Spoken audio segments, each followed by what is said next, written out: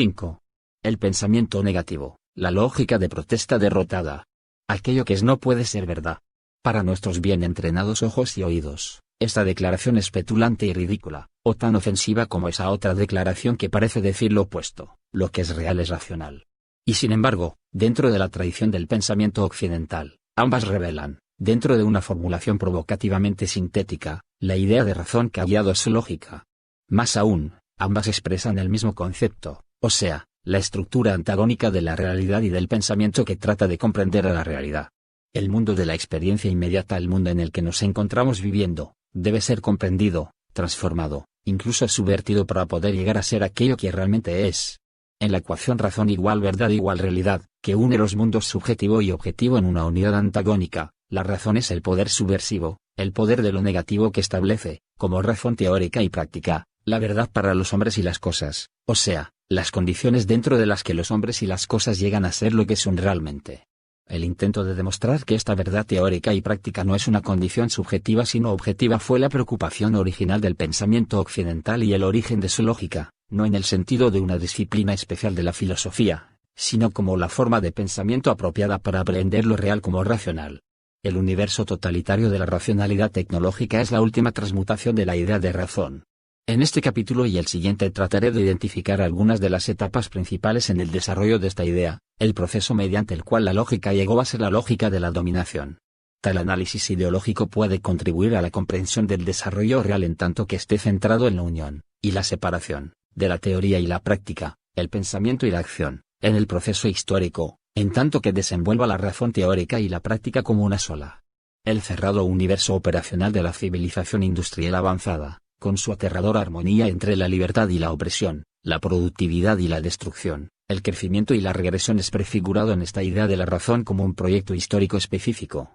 Las etapas tecnológicas y pretecnológicas comparten ciertos conceptos básicos sobre el hombre y la naturaleza que expresan la continuidad de la tradición occidental. Dentro de esta continuidad, diferentes modos de pensamiento se enfrentan entre sí, pertenecen a diferentes maneras de aprender, organizar, cambiar la sociedad y la naturaleza. Las tendencias establecidas chocan con los elementos subversivos de la razón, el poder del pensamiento positivo con el de negativo, hasta que los logros de la civilización industrial avanzada llevan al triunfo de la realidad unidimensional sobre toda contradicción. Este conflicto data de los mismos orígenes del pensamiento filosófico y encuentra estricta expresión en el contraste entre la lógica dialéctica de Platón y la lógica formal del órganon aristotélico. El planteamiento siguiente del modelo clásico de pensamiento dialéctico puede preparar el terreno para un análisis de los aspectos en contraste de la racionalidad tecnológica. En la filosofía clásica griega, la razón es la facultad cognoscitiva para distinguir lo que es verdadero y lo que es falso, en tanto que la verdad, y la falsedad, es originalmente una condición del ser, de la realidad, y solo en este sentido es una propiedad de las proposiciones. El verdadero razonamiento, la lógica, revela y expresa aquello que realmente es, separado de aquello que parece ser, real. Y gracias a esta ecuación entre verdad y ser, real, la verdad es un valor, porque ser es mejor que no ser. Lo último no es simplemente la nada, es una potencialidad y una amenaza al ser, la destrucción. La lucha por la verdad es una lucha contra la destrucción, en favor de la salvación, del ser, un esfuerzo que parece ser en sí mismo destructivo si ataca una realidad establecida como falsa, Sócrates contra la ciudad-estado ateniense. En tanto que la lucha por la verdad salva a la realidad de la destrucción, la verdad empeña y compromete la existencia humana. Es el proyecto esencialmente humano. Si el hombre ha aprendido a ver y saber lo que realmente es, actuará de acuerdo con la verdad. La epistemología es en sí misma ética, y la ética es epistemología. Esta concepción refleja la experiencia de un mundo antagónico en sí mismo, un mundo afligido por la necesidad y la negatividad, constantemente amenazado con la destrucción, pero también un mundo que es un cosmos, estructurado de acuerdo con causas finales. En el grado en el que la experiencia de un mundo antagónico guía el desarrollo de las categorías filosóficas, la filosofía se mueve en un universo que está roto en sí mismo, decididamente ontológico, bidimensional. La apariencia y la realidad, lo falso y lo verdadero, y, como veremos, la libertad y la falta de libertad, son condiciones ontológicas. Esta distinción no se debe a las virtudes o los errores del pensamiento abstracto, está más bien enraizada en la experiencia del universo en la que el pensamiento participa de la teoría y la práctica. En este universo hay formas de ser en las que los hombres y las cosas son por sí mismos y como sí mismos, y formas en las que no lo son, o sea, en las que existen distorsionando, limitando o negando su propia naturaleza, esencia. Para vencer estas condiciones negativas está el proceso del ser y del pensamiento. La filosofía se origina en la dialéctica, su universo del discurso responde a los hechos de una realidad antagónica. ¿Cuáles son los criterios para esta distinción? ¿Sobre qué base se asigna el estatuto de verdad de una forma o condición antes que a otra? La filosofía clásica griega se apoya principalmente en lo que luego fue llamado, en un sentido bastante peyorativo, intuición, esto es, una forma de conocimiento en la que el objeto del pensamiento aparece claramente como aquello que realmente es, en sus cualidades esenciales, y en relación antagónica con su situación contingente, inmediata. En realidad, esta evidencia de la intuición no es muy diferente de la cartesiana. No es una misteriosa facultad de la mente, ni una extraña experiencia inmediata, ni tampoco está separada del análisis conceptual. La intuición es más bien el término, preliminar, de tal análisis, el resultado de una mediación intelectual metódica. Como tal, es la mediación de la experiencia concreta. La noción de la esencia del hombre puede servir como ejemplo. Analizado en la condición en que se encuentra en su universo, el hombre parece estar en posesión de ciertas facultades y poderes que le permitirán llevar una buena vida, esto es, una vida que sea, en lo posible, libre del esfuerzo, la dependencia y la fealdad. Alcanzar tal vida es alcanzar la vida mejor, vivir de acuerdo con la esencia de la naturaleza o del hombre. Desde luego, este es todavía el deber del filósofo, es el que analiza la situación humana. Él somete la experiencia al juicio crítico y este acto contiene un juicio de valor, esto es, que la liberación del esfuerzo es preferible al esfuerzo y que una vida inteligente es preferible a una vida estúpida. Sucede que la filosofía ha nacido con estos valores. El pensamiento científico ha tenido que romper esta unión entre el juicio de valor y el análisis, porque se vio cada vez mejor que los valores filosóficos no guiaban la organización de la sociedad ni la transformación de la naturaleza. Eran inefectivos, irreales. La concepción griega contiene ya el elemento histórico, la esencia del hombre es diferente en el esclavo y en el ciudadano libre, en el griego y en el bárbaro. La civilización ha superado la estabilización ontológica de esta diferencia, al menos en teoría. Pero este desarrollo no invalida todavía la distinción entre naturaleza esencial y contingente, entre formas de existencia verdaderas y falsas, siempre que la distinción derive de un análisis lógico de la situación empírica y entienda sus potencialidades tanto como sus contingencias. Para el Platón de los últimos diálogos y para Aristóteles, las formas del ser son formas de movimiento, transición de la potencialidad a la actualidad, realización. El ser finito es una realización incompleta, está sujeto al cambio. Su generación es corrupción, está cubierta de negatividad. Así no es la verdadera realidad, la verdad. La indagación filosófica procede desde el mundo finito a la construcción de una realidad que no está sujeta a la dolorosa diferencia entre potencialidad y actualidad, que ha dominado su negatividad y es completa e independiente en sí misma, es libre. Este descubrimiento es obra del logos y eros. Los dos términos claves designan dos formas de negación. El conocimiento erótico tanto como el lógico rompe el lazo de la realidad establecida y contingente, y lucha por una verdad incompatible con ella. Logos y eros son subjetivos y objetivos simultáneamente. El ascenso de las bajas a las altas formas de la realidad es un movimiento de la materia tanto como de la mente.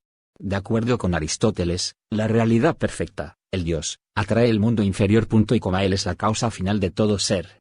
Logos y eros son en sí mismos la unidad de lo positivo y lo negativo, la creación y la destrucción. En las exigencias del pensamiento y en la locura del amor se encuentra la negación destructiva de las formas de vida establecida. La verdad transforma las formas de pensamiento y de existencia. La razón y la libertad convergen. Sin embargo, esta dinámica tiene sus límites inherentes en tanto que el carácter antagónico de la realidad, su explosión en formas de existencia verdaderas y falsas, parece ser una condición ontológica inmutable. Hay formas de existencia que nunca podrán ser verdaderas porque nunca podrán descansar en la realización de sus potencialidades, en el gozo de ser. En la realidad humana, toda existencia que se gasta buscando los prerequisitos de la existencia es, pues, una existencia falsa y sin libertad. Obviamente, esto refleja la condición nada ontológica de la sociedad basada en la proposición de que la libertad es incompatible con la actividad encaminada a cubrir las necesidades de la vida, que esta actividad es la función natural de una clase específica y que el conocimiento de la verdad y la verdadera existencia implica liberación de toda la dimensión de tal actividad. Esta es en realidad la actitud pre- y antitecnológica par excellence. Pero la verdadera línea divisoria entre racionalidad pretecnológica y tecnológica no se encuentra entre una sociedad basada en la falta de libertad y otra basada en la libertad. La sociedad todavía está organizada de tal modo que procurarse las necesidades de la vida constituye la ocupación de tiempo completo y permanente de clases sociales específicas, que no son, por tanto, libres y están impedidas de una existencia humana. En este sentido, la proposición clásica, de acuerdo con la cual la verdad es incompatible con la esclavitud por el trabajo socialmente necesario, es válida todavía. El concepto clásico implica la proposición de que la libertad de pensamiento y de palabra debe permanecer como un privilegio de clase en tanto que esta esclavitud prevalezca. Porque el pensamiento y la palabra corresponden a un sujeto que piensa y habla, y si la vida de este último depende de la representación de una función superimpuesta, depende de la realización de los requisitos de esta función, y así, depende de aquellos que controlan estos requisitos. La línea divisoria entre el proyecto pretecnológico y el tecnológico se encuentra más bien en la manera en que se organiza la subordinación a las necesidades de la vida de ganarse la vida, y en las nuevas formas de libertad y falta de libertad, verdad y falsedad que corresponden a esta organización. ¿Quién es, en la concepción clásica, el sujeto que incluye en sí la condición ontológica de lo verdadero y lo falso? Es el que domina la pura contemplación, la teoría, y el que domina la práctica guiada por la teoría, esto es, el filósofo o hombre de Estado. Desde luego, la verdad que él conoce y expone es, potencialmente, accesible a todos. Guiado por el filósofo, el esclavo en el Menón de Platón es capaz de comprender la verdad de un axioma geométrico, esto es, una verdad más allá del cambio y la corrupción. Pero puesto que la verdad es un estado del ser tanto como un pensamiento, y puesto que el último es la expresión y manifestación del primero, el acceso a la verdad permanece como una potencialidad en tanto no sea un vivir en y con la verdad. Y esta forma de existencia está cerrada al esclavo, y a cualquiera que tiene que pasarse la vida trabajando para satisfacer las necesidades de la vida. Consecuentemente, si los hombres ya no tienen que gastar su vida en el reino de la necesidad, la verdad y la verdadera existencia serán en un sentido estricto y real universales. La filosofía vislumbra la igualdad del hombre, pero, al mismo tiempo, se somete a la negación de hecho de esa igualdad. Porque en la realidad dada, procurar cubrir las necesidades es el trabajo de toda la vida de la mayoría y las necesidades tienen que cubrirse y sirven así para que la verdad, que es la liberación de las necesidades materiales, pueda ser. En este aspecto, la barrera histórica detiene y deforma la búsqueda de la verdad, la división social del trabajo alcanza la dignidad de una condición ontológica. Si la verdad presupone liberación de la necesidad y si esta liberación es, en la realidad social, la prerrogativa de la minoría, la realidad permite tal verdad solo como una aproximación y para un grupo privilegiado. Este estado de cosas contradice el carácter universal de la verdad, que define y prescribe no solo una meta teórica, sino la mejor vida para el hombre en tanto hombre, con respecto a la esencia del hombre. Para la filosofía, la contradicción es insoluble o no aparece como contradicción, porque esta filosofía no trasciende la estructura de una sociedad de siervos o de esclavos. Así, deja la historia detrás, sin dominarla, y eleva la verdad sin peligro por encima de la realidad histórica. Ahí, la verdad se preserva intacta, no como un logro del cielo en el cielo, sino como un logro del pensamiento, y se preserva intacta porque su misma noción expresa la suposición de que aquellos que dedican su vida a ganarse la vida son incapaces de vivir una existencia humana. El concepto ontológico de verdad está en el centro de una lógica que puede servir como modelo de la racionalidad pretecnológica. Es la racionalidad de un universo del discurso bidimensional que contrasta con las formas unidimensionales de pensamiento y conducta que se desarrollan en la ejecución del proyecto tecnológico.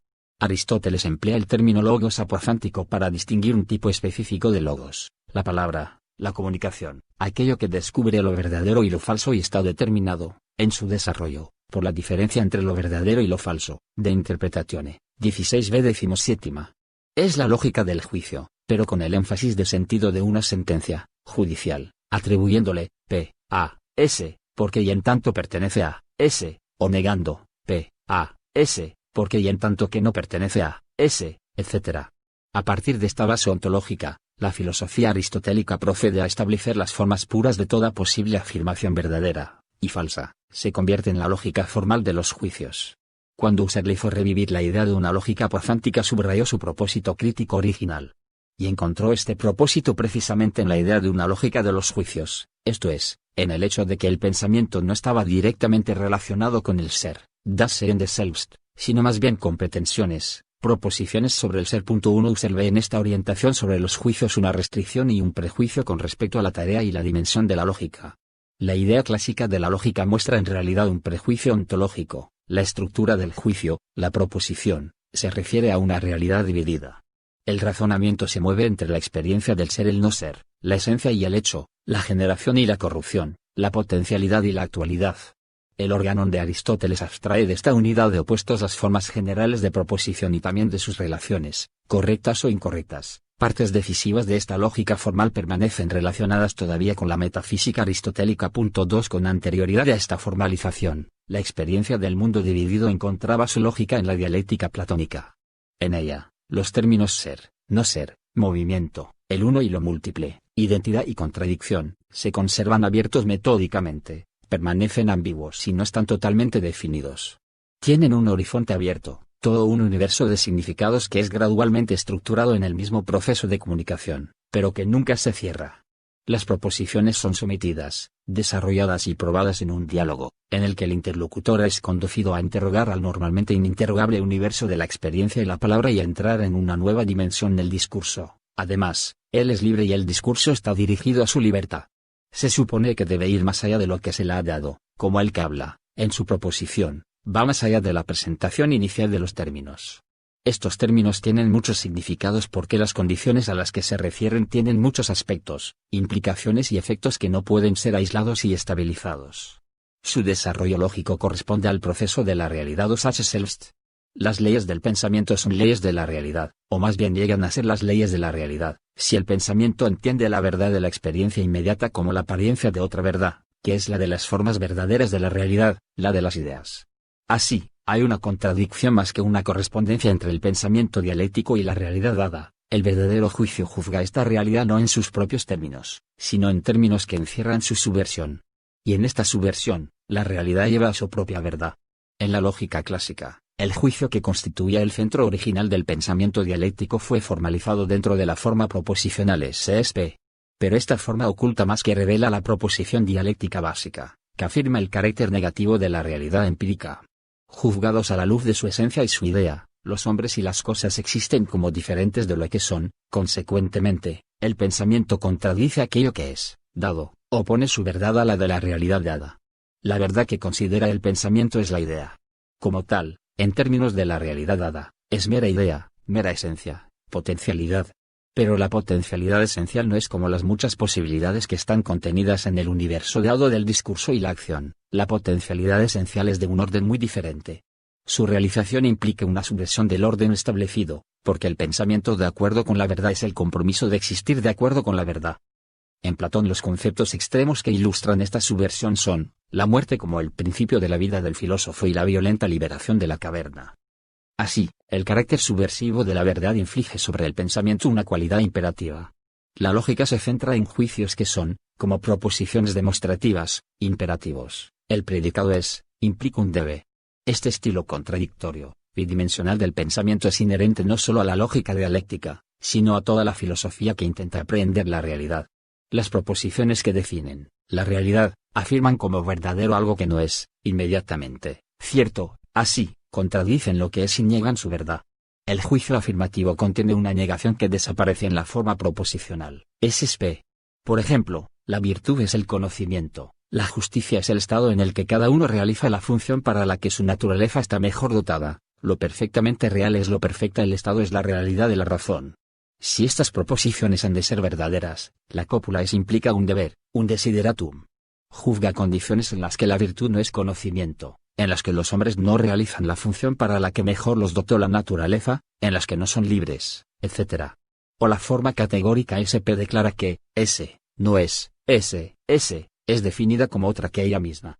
La verificación de la proposición envuelve un proceso en el hecho tanto como en el pensamiento. S, debe llegar a ser aquello que es. La declaración categórica se vuelve así un imperativo categórico, no declara un hecho sino la necesidad de efectuar un hecho. Se puede leer, por ejemplo, como sigue: el hombre no es, de hecho, libre, dotado de derechos inalienables, etc., pero debe serlo, porque es libre a los ojos de Dios, por naturaleza, etc. 3. El pensamiento dialéctico entiende la tensión crítica entre es y debe, primero como una condición ontológica, que pertenece a la estructura del ser mismo. Sin embargo, el reconocimiento de este estado del ser, su teoría, intenta desde el principio una práctica concreta. Vista a la luz de una verdad que aparece en ellos falsificada o negada, los mismos hechos dados aparecen como falsos o negativos. En consecuencia, el pensamiento es llevado, por la situación de sus objetos, a medir su verdad en términos de otra lógica, otro universo del discurso.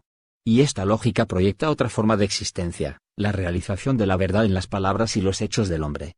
Y en tanto que este proyecto implica al hombre como animal social, la polis, el movimiento del pensamiento tiene un contenido político.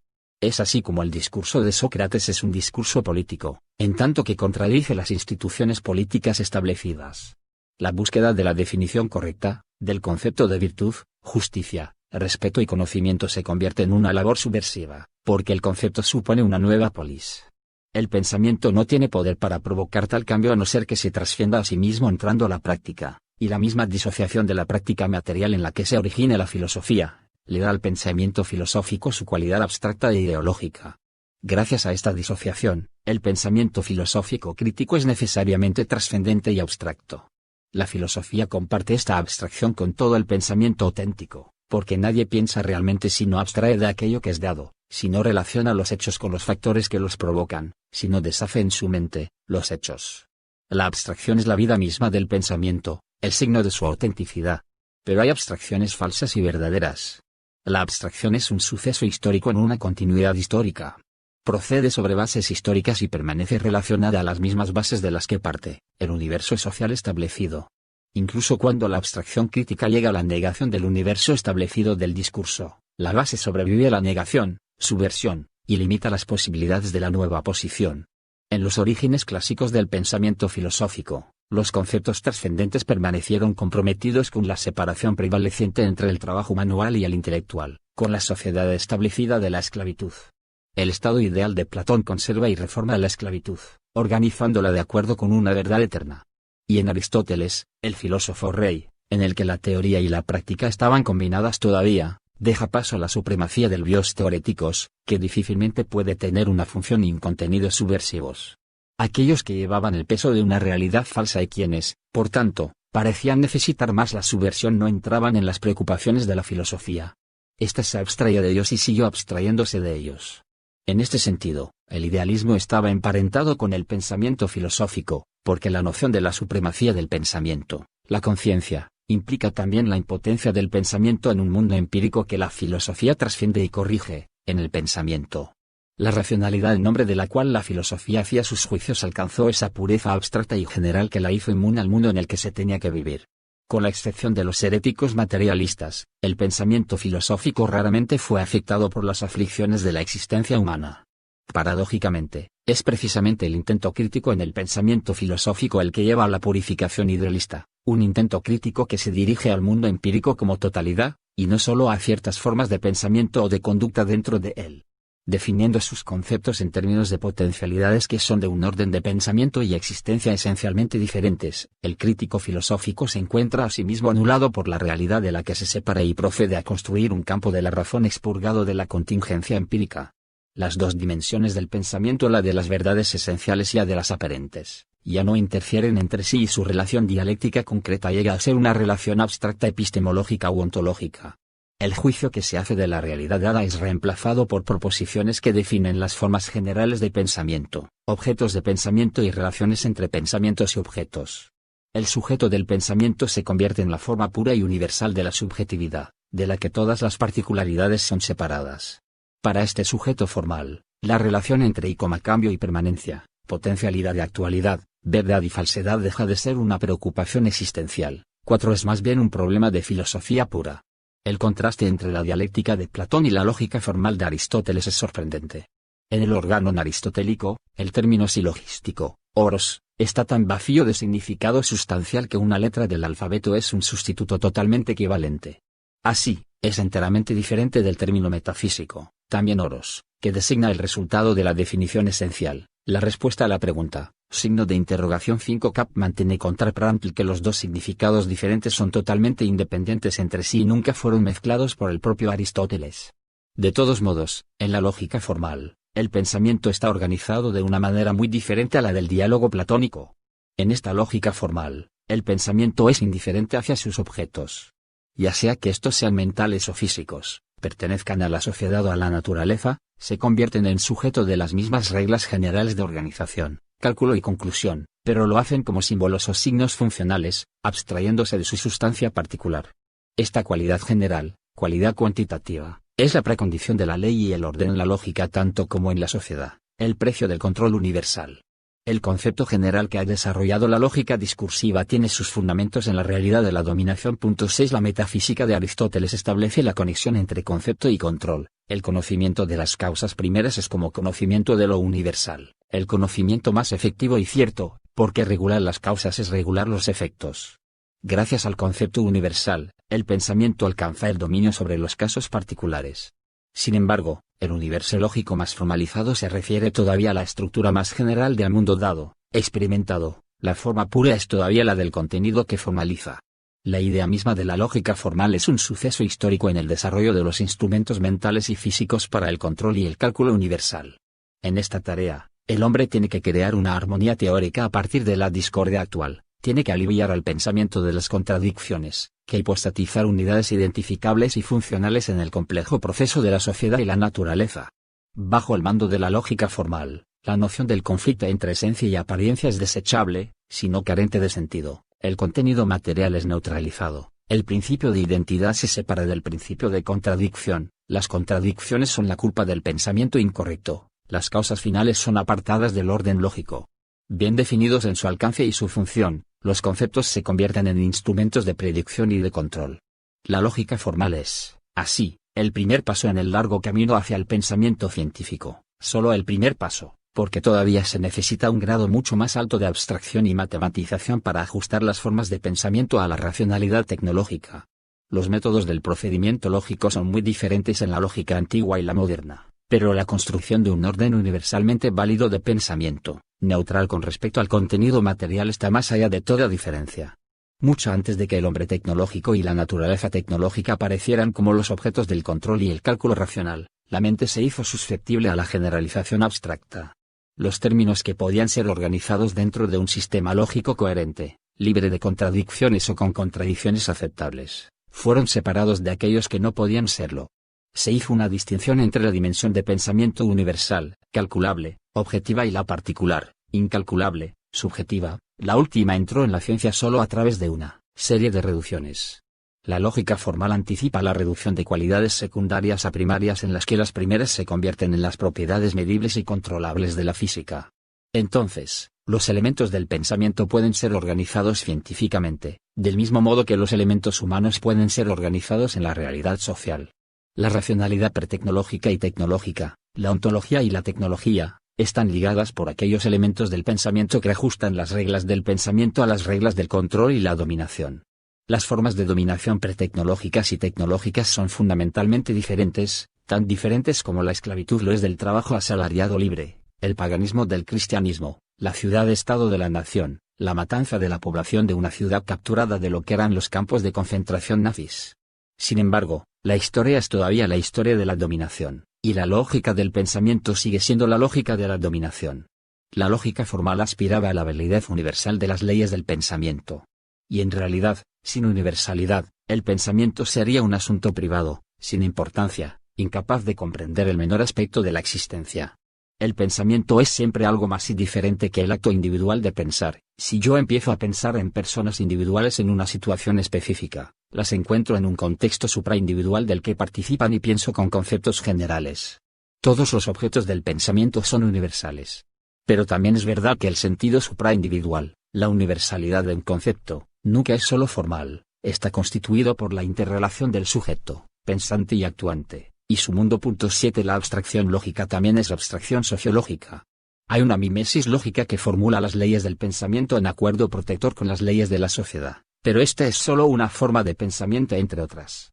La esterilidad de la lógica formal aristotélica ha sido señalada a menudo. El pensamiento filosófico se ha desenvuelto en forma paralela e incluso aislada de esa lógica. En sus principales intentos, ni la escuela idealista ni la materialista, ni la racionalista, ni la empirista parecen deberle nada. La lógica formal era no trascendente en su misma estructura, sancionaba y organizaba el pensamiento dentro de un marco dado, más allá del cual ningún silogismo puede pasar, permanecía en todo momento analítica.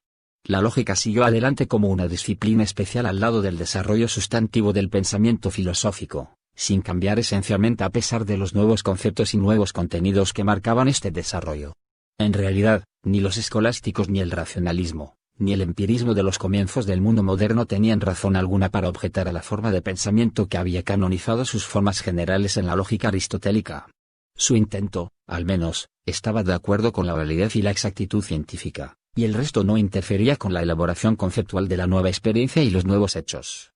La lógica matemática y simbólica contemporánea es desde luego muy diferente de su predecesora clásica, pero ambas comparten la radical oposición a la lógica dialéctica. En términos de esta oposición, la antigua y la nueva lógica formal expresan la misma forma de pensamiento. Es una forma purgada de ese elemento negativo que brilló tanto en los orígenes de la lógica y del pensamiento filosófico, la experiencia del poder negador, engañoso, falsificador de la realidad establecida. Y con la eliminación de esta experiencia, el esfuerzo conceptual para mantener la tensión entre el es y el debe y subvertir el universo establecido del discurso en nombre de su propia verdad es igualmente eliminado de todo pensamiento que pretende ser objetivo, exacto y científico. Porque la subversión científica de la experiencia inmediata que establece la verdad de la ciencia contra la de la experiencia inmediata no desarrolla los conceptos que llevan en sí mismos la protesta y el rechazo. La nueva verdad científica que ellos oponen a la aceptada no contiene en sí misma el juicio que condena la realidad establecida. En contraste, el pensamiento dialéctico es y sigue siendo acientífico en la medida en que está el juicio, y el juicio es impuesto sobre el pensamiento dialéctico por la naturaleza de su objeto, por su objetividad.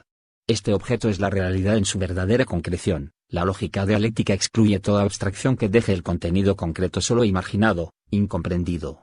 Hegel descubre en la filosofía crítica de su época el temor al objeto, Angst vor dem Objekt, y exige que un pensamiento científico auténtico supere esta posición de temor y comprenda lo lógico y lo racional puro, das Logische, das rein vernünftige, en la misma concreción de sus objetos. 8. La lógica dialéctica no puede ser formal, porque está determinada por lo real, que es concreto.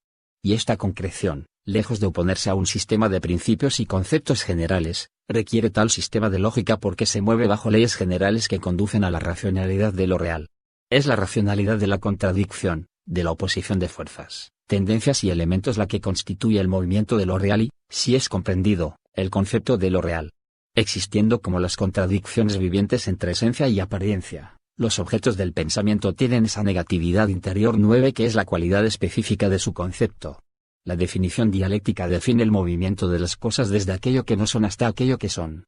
El desarrollo de elementos contradictorios, que determina la estructura del objeto, también determina la estructura del pensamiento dialéctico. El objeto del pensamiento dialéctico no es ni la forma de objetividad abstracta y general, ni la forma de pensamiento abstracta y general, ni los datos de la experiencia inmediata. La lógica dialéctica deshace las abstracciones de la lógica formal y de la filosofía trascendental, pero también niega la concreción de la experiencia inmediata. En la medida en que esta experiencia llega a descansar en las cosas, tal como ellas aparecen y son dadas, es una experiencia limitada e incluso falsa.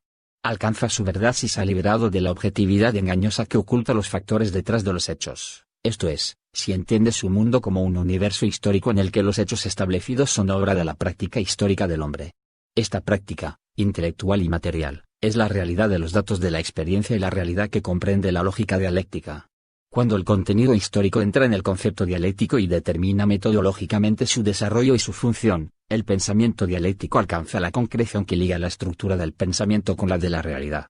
La verdad lógica se convierte en verdad histórica. La tensión ontológica entre esencia y apariencia, entre es y debe llega a ser una tensión histórica, y la negatividad interior del mundo objeto es comprendida como obra del sujeto histórico, el hombre, en su lucha con la naturaleza y la sociedad.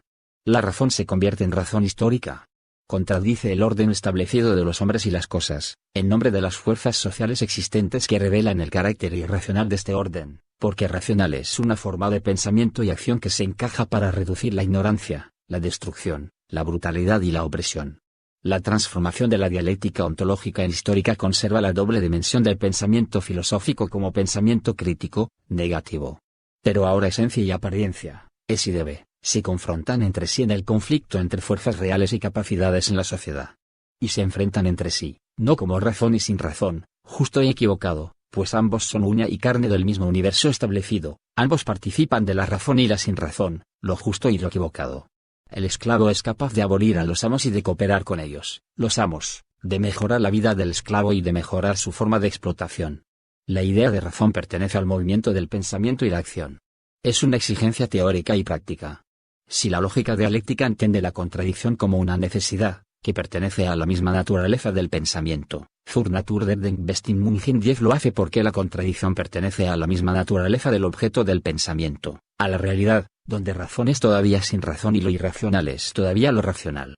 Al contrario, toda realidad establecida se opone a la lógica de las contradicciones, favorece las formas de pensamiento que mantienen las formas de vida establecida y las formas de conducta que las reproducen y mejoran. La realidad dada tiene su propia lógica y su propia verdad. El esfuerzo por comprenderlas como tales y por trascenderlas presupone una lógica diferente, una verdad contradictoria.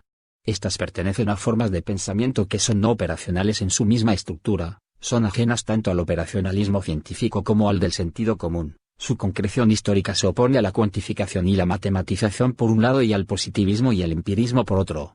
Así, estas formas de pensamiento parecen una reliquia del pasado, como toda la filosofía no científica y no empírica. Retroceden ante una teoría más efectiva y práctica de la razón,